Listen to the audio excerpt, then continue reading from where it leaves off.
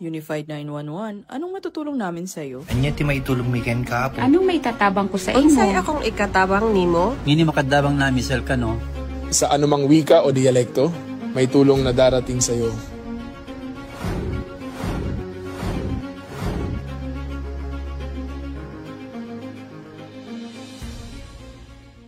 Lilingkod sa bawat Pilipino at magbibigay ng tamang impormasyon para sa tahimik at maayos na Pilipinas. Police News Network, alagad ng batas, tagapagtaguyod ng balitang pulis, sandigan ng mamamayan, patnubay ng katotohanan. Kampo Krame, maghahatid ng pinakahuling kaganapan at nagbabagang balita. Ito ang PNN Police News Network. At ngayon, ang inyong mga tagapagbalita. Magandang araw, bagong Pilipinas. Ako ang inyong alagad ng batas, tagataguyod ng Balitang Pulis, Patrolman Julius Sam Acad. Maghatid sa inyo ng tamang balita, kwento ng pulis at serbisyo para sa mamamayan, at ito ang PNP News Online. Ang pangunahing balita ng Police News Network, alagad ng batas, tagataguyod ng Balitang Pulis.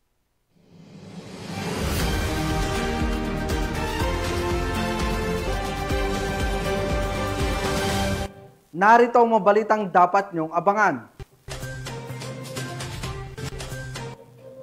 Mahigit 200 milyong pisong halaga ng cocaine na-recover sa baybayin ng Puerto Princesa City.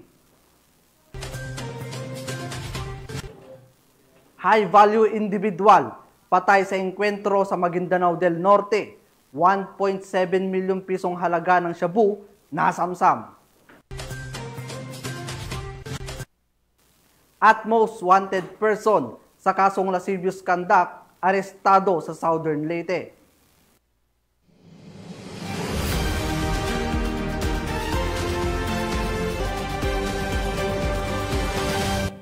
Narito ang mga balitang hatid ng ating PNN correspondents mula sa iba't ibang panig ng bansa.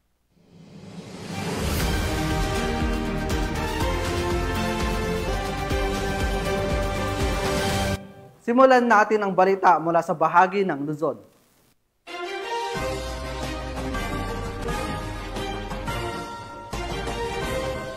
Sa kanyang mensahe sa Monday Flag Raising Ceremony sa Campo Crame, pinasalamatan ni Acting Chief PNP, Police Lieutenant General Jose Melencio Nartates Jr. ang mga pulis na mabilis na tumugon sa mga mamamayang naapektuhan ng lindol sa Mindanao, partikular na sa Davao Oriental. Aniya ang ipinakitang kahandaan at pagkakaisa ng mga kapulisan ay sumasalamin sa direksyon na istahakin ng organisasyon. Binigyang diin din ni Police Lieutenant General Nartates ang pagpapatupad ng PNP Focus Agenda bilang gabay sa pagbuo ng bagong PNP para sa bagong Pilipinas na nakatuon sa tamang pamamahala ng yaman, kapakanan ng mga kapulisan at pinaigting na operasyon laban sa illegal na droga, loose firearms, terorismo at cybercrimes. Kasabay nito, binigyang pansin niya ang kahalagaan ng disiplina, integridad at pananagutan sa hanay ng pulisya mula nang siya'y nakaupo noong Agosto 26 hanggang Oktubre 10, 2025, umabot na sa 337 kaso ang nalutas sa loob ng organisasyon. Patunay ang seryosong kampanya laban sa katiwalian.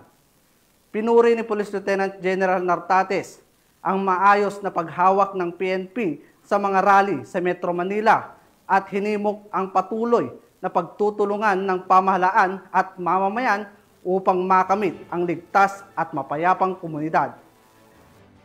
Ng pagpapalakas ng samahan at disiplina ng hanay ng kapulisan, binati rin ni Acting Chief PNP ang mga kalahok mula sa NCRPO sa katatapos na MPOC Challenge, lalo na ang Manila Police District na tinanghal na kampyon. Bilang halimbawa ng pagkakaisa at husay sa koordinasyon. Sa pagtatapos ng kanyang mensahe, muling iginiit ni Police Lieutenant General Nartates na ang pagbabago ng PNP ay nagsisimula sa bawat pulis na may malasakit, disiplina at integridad. Aniya, sa patuloy na pagtutulungan ng buong organisasyon at ang sambayanan na tunay maisusulong ang bagong PNP para sa bagong Pilipinas na may serbisyong mabilis, tapat at nararamdaman.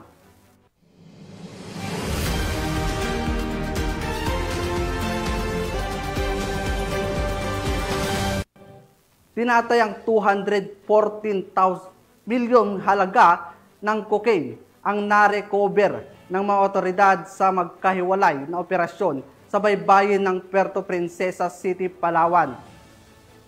Matapos matagpuan ang 36 na bloke ng cocaine at karagdagang 430 grams na nagsasabing illegal na droga. Nakatutok dyan si Patrolwoman Christine Lorenzo. Muling pinuri ng Puerto Princesa City Police Office ang pagiging mapagmatsyag at pakikipagtulungan ng mga mamamayan matapos ang dalawang magkahiwalay na insidente ng pagkakarecover ng hinihinalang cocaine sa mga baybayin ng bahagi ng Barangay Bahile at Barangay Bagong Bayan, Puerto Princesa City nito lamang ika-11 ng Oktubre taong kasalukuyan. Batay sa ulat, bandang alas 10 pasado ng umaga hanggang 1:00 pasado ng hapon na recover ng mga tauhan ng Philippine Navy na nakatalaga sa Naval Detachment Oyster Bay, Barangay Bahile ng 36 na bloke ng hinihinalang cocaine na nakabalot sa asul at puting sako na tinatayang may bigat na 36 kilos at may halagang 214,416,800 pesos sa pamilihan. Ang mga nakumpiskang droga ay agad na itinurn over ng Western Naval Command sa pamamagitan ng BRP Ladislao Diwa sa PIDEA Palawan Provincial Office para sa wastong disposisyon.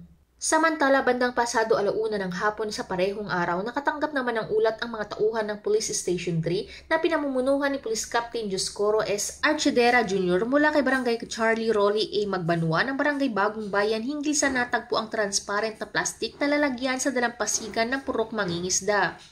Nang siyasatin, nadiskubre itong naglalaman ng tinatayang 430 grams ng hinihinalang cocaine na may halagang 2,279,000 pesos. Ayon sa ulat, isang lokal na mangingisda ang nakakita nito at agad na ipinaalam sa mga opisyal ng barangay upang maisauli sa mga otoridad. Patuloy na iniimbestigahan ng mga otoridad ang pinagmulan ng mga naturang droga na pinaniniwala ang may kaugnay sa operasyon ng mga international drug syndicates na gumagamit ng maritime routes na dumaraan sa katubigan ng Palawan. Sa mga nakalipas na linggo, ilang pakete rin ng hinihinalang cocaine at kush ang natagpuan sa iba't ibang bahagi ng baybayin ng lungsod at lalawigan. Pinuri ni Police Colonel Christine M. Tabdi, Acting City Director ng PPCPO, ang patuloy na kooperasyon ng mga mangingisda at mga residente sa mga coastal barangay na nagsisilbing mata at tainga ng batas. Anya, ang maagap na ulat at tamang aksyon ng mga mamamayan ay malaking tulong upang mapigilan ang pagkalat ng iligal na droga sa mga komunidad.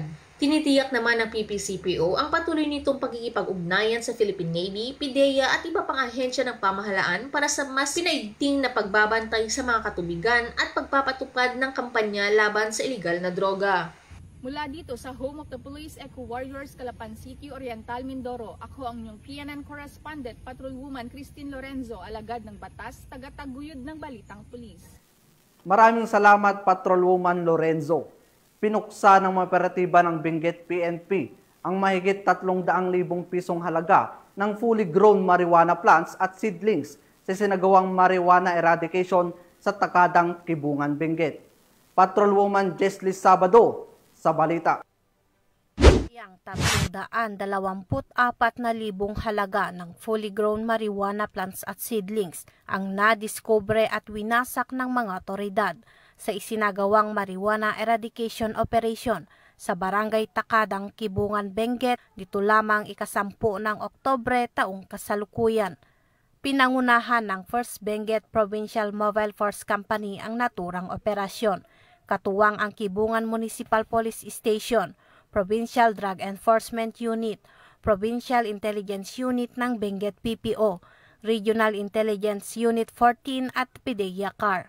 Natuklasan sa operasyon ang 1,600 fully grown marijuana plants at 100 marijuana seedlings na may kabuang tinatayang halaga na 324,000 piso. Ang matagumpay na operasyon ay patunay ng patuloy na pagsisikap ng pambansang pulisya sa pagpapaigting ng kampanya kontra iligal na droga bilang suporta sa adhikain ng kasalukuyang administrasyon tungo sa isang bagong Pilipinas. Mula dito sa Region Cordillera, akong yung PNN correspondent, Patrolwoman Jesly Sabado, alagad ng batas, taga-taguyod ng Balitang Pulis. Maraming salamat, Patrolwoman Sabado. Arestado ng mga operatiba ng Nueva Ecija PNP ang isang babaeng high-value individual sa kinasang bypass operation na nagresulta sa pagkakasamsam ng hininalang shabu na nagkakahalaga ng mahigit 300,000 pesos. Ang report mula kay Patrolwoman Janice Bulahaw.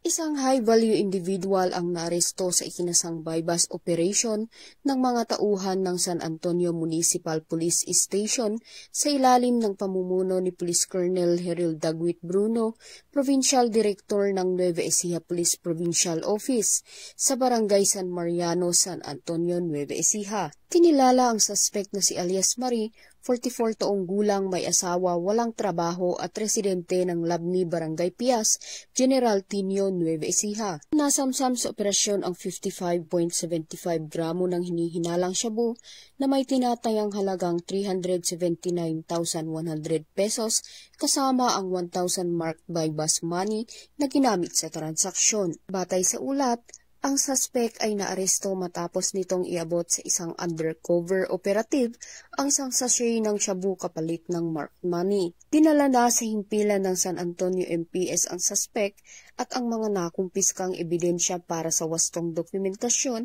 at tamang disposisyon. Inihahanda na rin ang kasong paglabag sa Section 5 at 11, Article 2 ng Republic Act 9165 o Comprehensive Dangerous Drugs Act of 2002. Tagumpay na operasyon ay bahagi ng direktiba ni Police Brigadier General Ponce Rogelio I. Peñones Jr., Regional Director ng Police Regional Office 3, na paigtingin ang kampanya laban sa ilegal na droga upang matiyak ang mas ligtas at mapayapang pamayanan sa buong rehiyon. Mula dito sa Central Luzon, ako ang inyong PNN correspondent, Patrolwoman Janice Bulahaw, alagad ng batas, taga-taguyod ng Balitang Pulis. Maraming salamat, Patrolwoman Bulahaw. 3 high-value target ang arestado sa kinasang bypass operation ng mga operatiba ng Cavite PNP na nagresulta sa pagkakasamsam ng mahigit 600,000 pesos halaga ng hininalang shabu sa lungsod ng Dasmariñas. Magbabalita dyan si Patrolwoman Jessie Chris of high-value individual ang nadakip sa ikinasang bypass operation ng pinagsanib pwersa ng Provincial Drug Enforcement Unit ng Cavite PPO at Dasmariñas Component City Police Station sa lungsod ng Dasmariñas, Cavite. Kinilala ni Police Lieutenant Colonel Chester Noel Borlongan, Chief ng Provincial Intelligence Unit, ang mga suspect sa mga alias na Boss, Maria at Hart, pawang mga residente ng Cavite. Na-recover mula sa mga sospek ang tinatayang 100 gramo ng hinihinalang shabu na may halagang 680,000 pesos, 4 na pirasong heat-sealed plastic sachet at isang 500 pesos na bypass money. Ayon sa pulisya, ang operasyon ay isinagawa sa ilalim ng alternative recording device at may koordinasyon sa PDEA. Kasulukuyang nasa kustodiya ng Dasmariñas Component City Police Station ang 3 sospek habang inihahanda ang kasong isasampa sa paglabag sa Republic Act 9165 o Comprehensive Dangerous Drugs Act of 2002. Patuloy namang pinaigting ng kapulisan ng Cavite PPO ang kanilang kampanya laban sa ilegal na droga sa buong lalawigan, bilang bahagi ng kanilang layuning mapanatili ang kapayapaan at kaayusan sa ating komunidad. Mula dito sa Calabarzon, ako ang inyong Police News Network correspondent, Patrolwoman Jessie Chris S. Obrero, alagad ng batas, taga-taguyod ng Balitang Pulis. Maraming salamat, Patrolwoman Obrero. Matagumpay na isinagawa ng First Cagayan Provincial Mobile Force Company ang pamamahagi ng mga libro sa mga mag-aaral ng Kagabutan Elementary School sa bayan ng Rizal, Cagayan sa ilalim ng programang Project School Care. Patrolwoman Micheline Balyada sa report.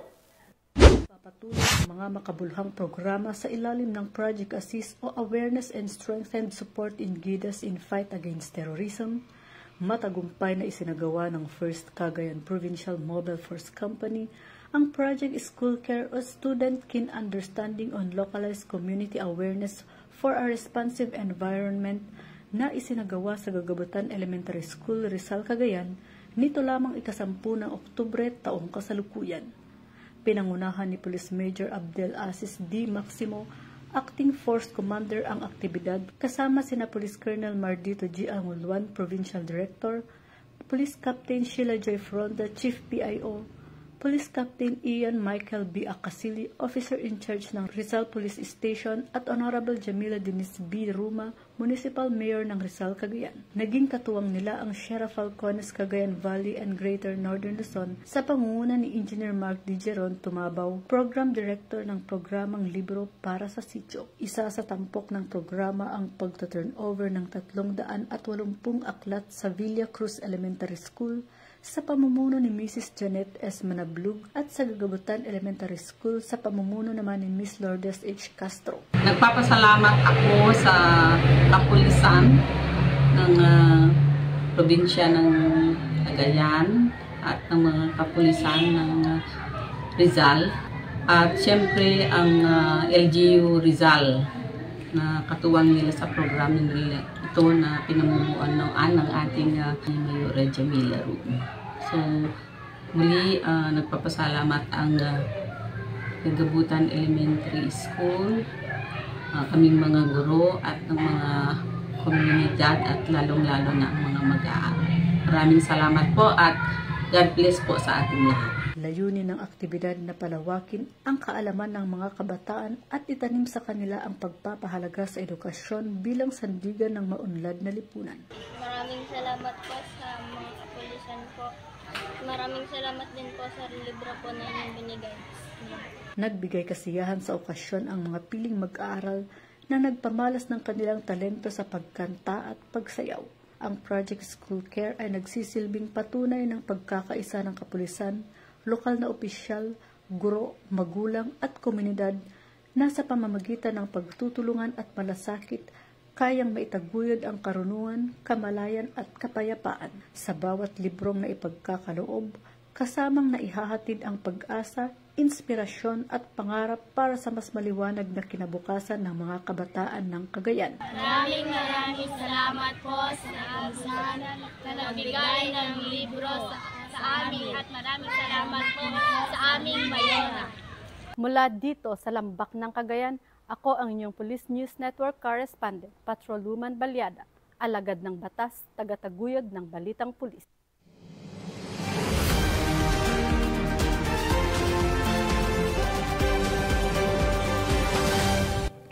Pansamantalang sinuspindi ng pamahalaang lungsod ng Marikina ang lahat ng klase mula October 13 hanggang 14 bilang pag-iingat laban sa pagkalat ng influenza at like illness na naiulat sa ilang paaralan. Alinsunod sa rekomendasyon ng City Health Office, layunin ng hakbang na ito na mapangalagaan ang kalusugan ng mga mag-aaral, guro at kawani ng paaralan at bigyan sila ng pagkakataong magpahinga habang sinasagawa ang malawakang paglilinis at disinfection sa mga paaralan. Pinapayuhan ng publiko na manatili sa bahay kung may karamdaman, magpahinga, uminom ng maraming tubig at agad magpakonsulta sa doktor kung may nararamdamang sintomas. Ugaliing magsuot ng face mask kapag may ubo o sipon, takpan ang bibig at ilong kapag umuubo o bumabahing, at laging maghugas ng kamay gamit ang sabon o sanitizer. Linisin ang mga madalas hawakang gamit, magpabakuna laban sa trangkaso at palakasin ang resistensya sa pamamagitan ng tamang pagkain, ehersisyo, sapat na tulog at pag-inom ng mga bitamina. Nakikiisa ang Philippine National Police sa pamahalaang lungsod sa pagpapanatili ng kalusugan at kaligtasan ng mamamayan. Pinapaalalahanan ng PNP ang lahat na iwasan ang pagkalat ng maling impormasyon, makipagtulungan sa mga health and local authorities at manatiling mahinahon at disiplinado. Ang PNP ay patuloy na handang tumulong upang matiyak ang isang ligtas at malusog na komunidad para sa lahat.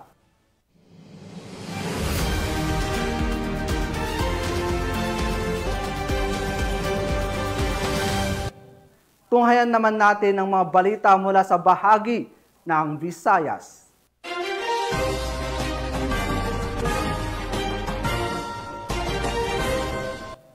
Walang kawala sa batas ang isang nanay matapos makumpiskahan ng mahigit kalahating milyong pisong halaga ng shabu sa Barangay Padilla, Cebu City. Nakibalita dyan si Patrolwoman Flora May Asares. Hawak na ng mga kapulisan ng Cebu City ang high-value individual na senior citizen na babae matapos itong maulihan ng 500,000 pisong halaga ng hinihinalang shabu sa isinagawang buy-bust operation ng kapulisan sa sitio Lower Lumar, Barangay T, Padilla, Cebu City, noong ika-10 ng Oktubre ng taong kasalukuyan. Kinilala ni Police Major Alvino B. Ingito, Station Commander ng Parian Police Station 1, Cebu City Police Office, ang HVI na suspect na si alias Nanay, 64 anyos, na residente ng sitio Little Hawaii, Barangay Cogon Pardo, Cebu City. Batay sa ulat ng pulisya, bandang alas 9:05 ng gabi, nang ikinasa ng operatiba ang operasyon na nagresulta sa pagka-aresto ng suspect at pagkasabat ng 7 pakete ng hinihinalang shabu na may timbang na 75 gramo at may standard drug price na 510,000 pesos, buy-bust money at coin purse. Ang suspect ay mahaharap sa kasong paglabag sa Section 5 at 11, Article 2 ng RA 9165 o Comprehensive Dangerous Drugs Act of 2002. Ang matagumpay na operasyon ng mga kapulisan ng Cebu City ay patunay lamang na ang kanilang dedikasyon upang matiyak ang kaligtasan at kaayusan ng ating komunidad para sa isang bagong Pilipinas.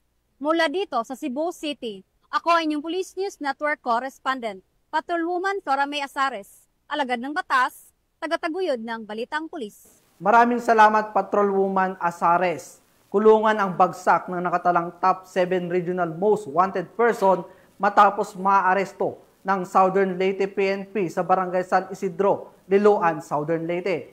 Magbabalita dyan si Patrolwoman Maria Elena Singian. Ng mga autoridad ang tinaguriang top 7 regional most wanted person na may kasong acts of lasciviousness at rape matapos mahuli sa Barangay San Isidro, Liloan, Southern Leyte. Bandang alas 3:55 ng hapon nang maaresto ang akusado ng mga tauhan ng Liloan Municipal Police Station kasama ang Southern Leyte Provincial Intelligence Unit sa bisa ng warrant of arrest para sa kasong acts of lasciviousness na may nirekomendang piyansa na 180,000 pesos para sa pansamantalang kalayaan at para sa kasong rape na walang inirekomendang piyansa. Ang akusado ay dinala sa Liloan MPS para sa kaukulang dokumentasyon at tamang disposisyon. Ang ating kapulisan ay patuloy na maglulunsad ng mga operasyon para mahuli ang mga taong may pananagutan sa batas upang maihatid ang hustisya sa kanilang mga naging biktima at mapanatili ang kaayusan at kaligtasan ng komunidad tungo sa minimithin natin na bagong Pilipinas.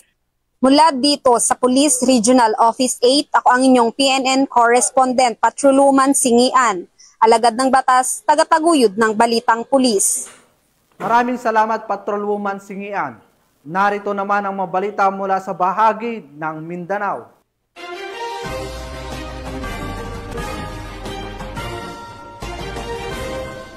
Patay ang isang high-value individual na sangkot umano sa iligal na droga matapos makipagpalitan ng putok sa mga operatiba ng Philippine National Police sa ikinasang buy-bust operation sa Maguindanao del Norte, kung saan nasamsam ang tinatayang 1.7 milyong pisong halaga ng hininalang shabu. Patrolwoman Angela Bandarlipe sa report. Nakumpiska ang 1,700,000 peso halaga ng shabu sa isinagawang buy-bust operation ng Dato Udin Sinsuat Municipal Police Station na nauwi sa isang enkwentro at nagresulta ng pagkasawi na isang high-value individual na suspect sa poblasyon Dalican, Dato Udin Sinsuat, Maguindanao del Norte nito lamang ika-11 ng Oktubre taong kasalukuyan. Kinilala ni Police Lieutenant Colonel Esmail Madin, Chief of Police ng Dato Udin Sinsuat, ang nasawing suspect na si alias Dats, 25 anyos, na taga-barangay Brad Dato Angal Midtimbang, Maguindanao del Sur. Bandang alas 2:50 ng tanghali, nang nasabing petsa na isagawang pinagsanib na pwersa ng mga tauhan ng 2 MPS at mga personahe ng Maguindanao del Norte PPO ang naturang operasyon na nauwi sa engkwentro matapos makipagpalitan ng putok ng baril ang mga suspect sa mga operatiba ng matunugan ng sinasagawang operasyon. Napatay ang isa sa mga suspect at nakuha mula rito ang 5 piraso ng heat cell transparent plastic sachet na naglalaman ng hinihinalang shabu na tumitimbang na humigit kumulang 250 gramo na may tinatayang halagang 1,700,000 pesos, buy-bus money, 1,000 piso bill, 3 bundle ng budol money, at 3 basyo ng balang mula sa pinaniwalaang .45 caliber firearm ang natagpuan sa pinangyarihan ng engkwentro.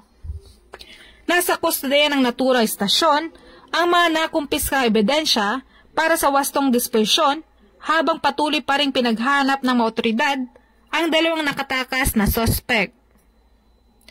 Muling pinagtitibay ng Police Regional Office Bangsamoro Autonomous Region sa pamumuno ni Police Brigadier Jason C. D. Guzman, Regional Director ng ProBar, ang kanilang dedikasyon sa mas pinagting ng kampanya laban sa illegal na droga at nanawagan sa publiko na manatiling mapagmatsyag at makipagtulungan sa mga otoridad upang mapanatiling ligtas ang komunidad ng Bangsamoro. Mula rito sa Rio ng Bangsamoro, ako ang iyong PNN Correspondent, Patroluman Angela Bandarlipe, alagad ng batas, tagataguyod ng Balitang Pulis. Maraming salamat Patroluman Bandarlipe.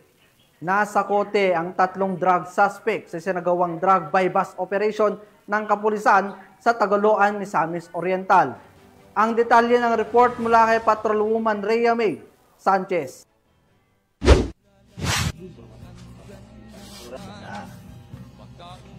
Arestado ang 3 individual na drug suspect sa sinagawang buy-bust operation ng mga operatiba ng Taguluan Municipal Police Station sa Barangay Subbong Cogon, Taguluan, Misamis Oriental nito lamang 11 ng Oktubre taong kasalukuyan. Kinilala ni Police Major Enrique Francisco Dungog, hepe ng Taguluan Municipal Police Station, ang mga lalaking suspect na si alias Manoy, alias Dodong, alias Janjan, ang mga residente ng Claveria, Misamis Oriental at Bugo, Cagayan de Oro City.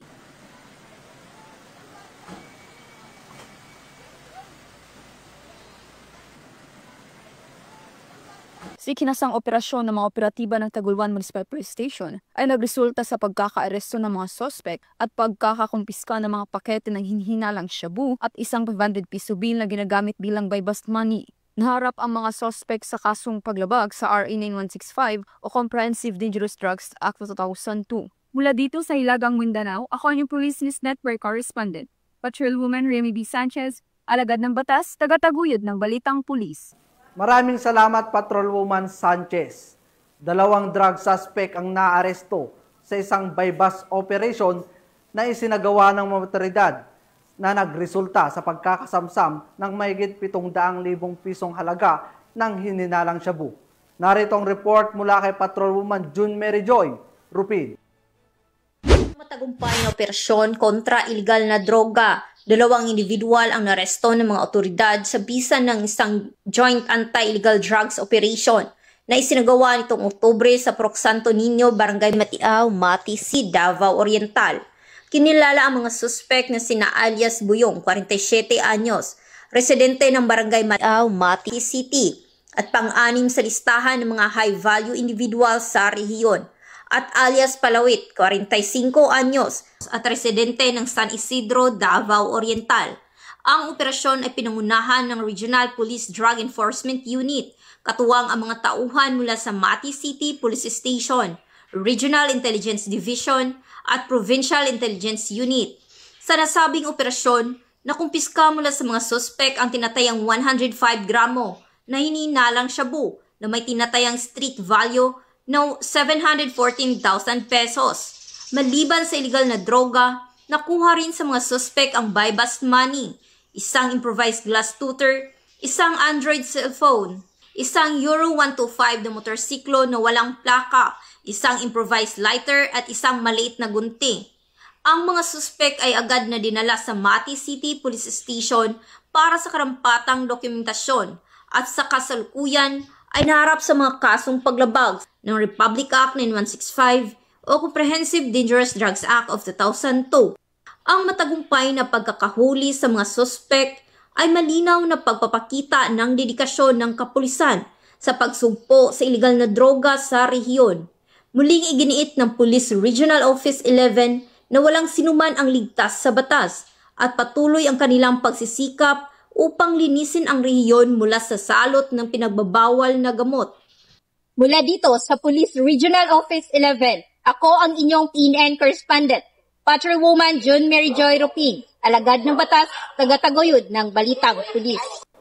Maraming salamat, Patrolwoman Rupin. Hindi na nakapalagpang 3 drug suspect matapos maaresto sa kinasang bypass operation ng mga otoridad sa Sarangani Province.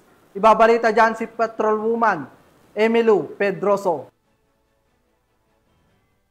Ang 3 drug suspects ay isinagawang buy-bust operation ng PIDEA 12 Sergeant, Provincial Drug Enforcement Unit, Sarangani Police Provincial Office at Malungon Municipal Police Station bandang alas 8 ng gabi sa Barangay Malandag, Malungon, Sarangani Province nito lamang 11 ng Oktubre taong kasalukuyan. Kinilala ni Police Brigadier General Arnold P. Argente, Regional Director na Police Regional Office 12, ang mga suspect na sina alias Lu, 45 taong gulang, may asawa, mekaniko at residente ng Barangay Malandag, Malungon, Sarangani, alias Junior, 45 taong gulang, may asawa, manggagawa sa construction, at alias Jok-Jok, 38 taong gulang, may asawa, magsasaka na kapwa, residente ng General Santos City. Nakumpiska mula sa mga sospek ang 8 heat-sealed plastic sachet na naglalaman ng pinaghinalaang shabu na tinatayang may bigat na 8 gramo at tinatayang nagkakahalaga sa 54,400 pesos. Isang 1,000 peso bill na ginamit bilang buy-bust money at 3 peking 1,000 peso bill na ginamit bilang budol money at isang Samsung na cellphone. Mahaharap ang mga sospek sa kasong paglabag sa Section 5, 6, 7, 11 at 12, Article 2 ng Republic Act 9165 o Comprehensive Dangerous Drugs Act of 2002. Ang matagumpay na operasyon ay bunga ng pagpapaigting ng Police Regional Office 12 sa kampanya laban sa iligal na droga upang matiyak ang kaayusan at kapayapaan ng buong rehiyon. Mula dito sa Police Regional Office 12, General Santos City, ako ang inyong Police News Correspondent, Patrolwoman Emilu Pedroso, alagad ng batas, tagataguyod ng Balitang Pulis. Maraming salamat, Patrolwoman Pedroso. Bumagsak sa kamay ng batas ang isang bagger matapos mahuli sa sinagawang buy-bust operation sa Butuan City. Ang kabuuan ng balita mula kay Patrolwoman Joanna Kawili.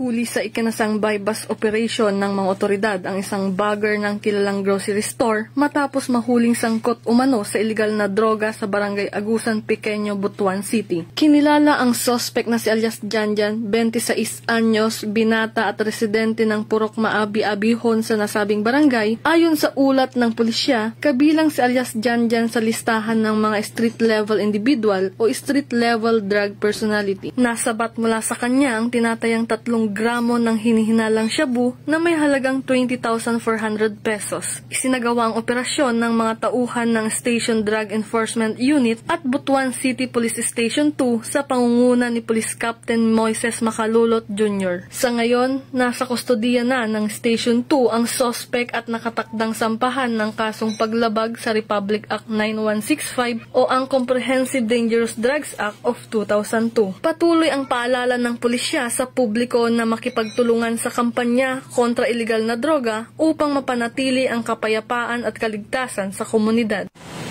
Mula dito sa Police Regional Office 13, ako ang inyong PNN Correspondent, Patrolwoman Joanna Kawili, alagad ng batas, tagataguyod ng Balitang Pulis.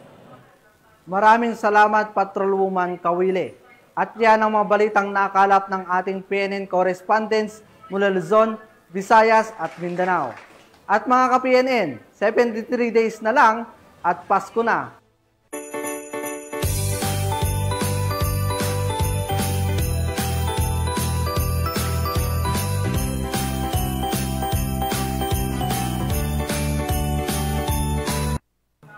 Sa ngalan ng pamunuan ng Philippine National Police, sa pangunguna ni Acting Chief PNP Police Lieutenant General Jose Merencio Naltates Jr., at sa pamumuno ni President Ferdinand Bongbong Marcos Jr. Kami ay maglilingkod sa bawat Pilipino at magbibigay ng tama at balanseng balita bilang bagong PNP para sa bagong Pilipinas. Serbisyong mabilis, tapat at nararamdaman. Mula rito sa tanggapan ng tagapag-ugnay ng Pambansang Pulisya, ako ang inyong alagad ng batas, tagataguyod ng Balitang Pulis, Patrolman Julius Sam Acad. Maghahatid sa inyo ng tamang balita, kwento ng pulis at serbisyo para sa mamamayan, at ito ang PNP News Online, ang pangunahing balita ng Police News Network.